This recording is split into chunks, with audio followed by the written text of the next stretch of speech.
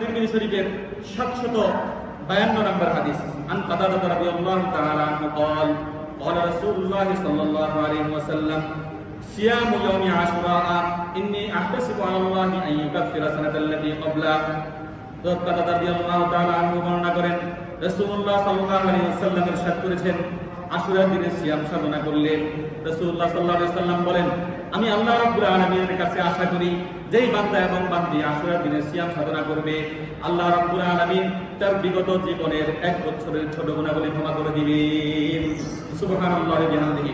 এরপরে আরেকটি হাদিস সহিহ বুখারীতে এসেছে, হাদিস নাম্বার হলো 2006 নম্বর হাদিস।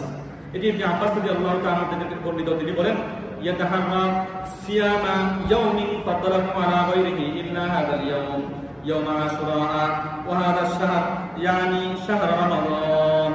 রাসূলুল্লাহ সাল্লাল্লাহু আলাইহি ওয়াসাল্লামকে নফল রোজার ক্ষেত্রে আশুরার দিনের সিয়াম থেকে অন্য কোন রোজাকে প্রাধান্য দিতে দেখিনি এবং ফরজ রোজার ক্ষেত্রে রমজান মাসের রোজার চাইতে অন্য কোন রোজাকে প্রাধান্য দিতে দেখিনি।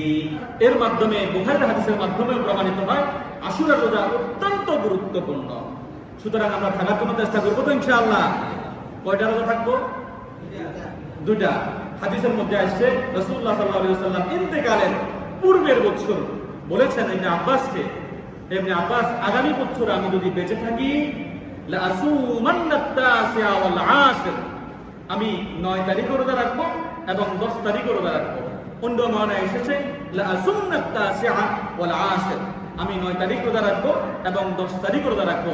ইবনে আব্বাস একটু কথা বাড়িয়ে বলেছেন ওয়াখালিফুল ইয়াহুদ, এটার মাধ্যমে হবে কি 9 তারিখ অথবা 11 তারিখে কেউ যদি রোজা থাকে তাহলে ইহুদের বিপরীত হবে।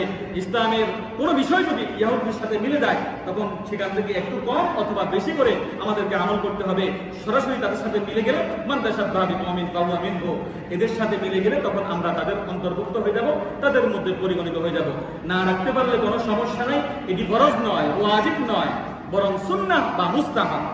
সুতরাং যদি রাখতে চান তাহলে 2টা রোজা রাখবো, আর যদি না সম্ভব হয় তাহলে আল্লাহর কাছে দোয়া করবো। আরেকটি গুরুত্বপূর্ণ বিষয় হচ্ছে আশুরার দিনে আমরা আল্লাহ রাব্বুল আলামিনের কাছে তাওবা করব। হাদিসের মধ্যে আসছে আশুরার দিনে তাওবা করার ব্যাপারে। সময় যেহেতু কম আমি আর এদিকে বিস্তারিত আলোচনা যাব না।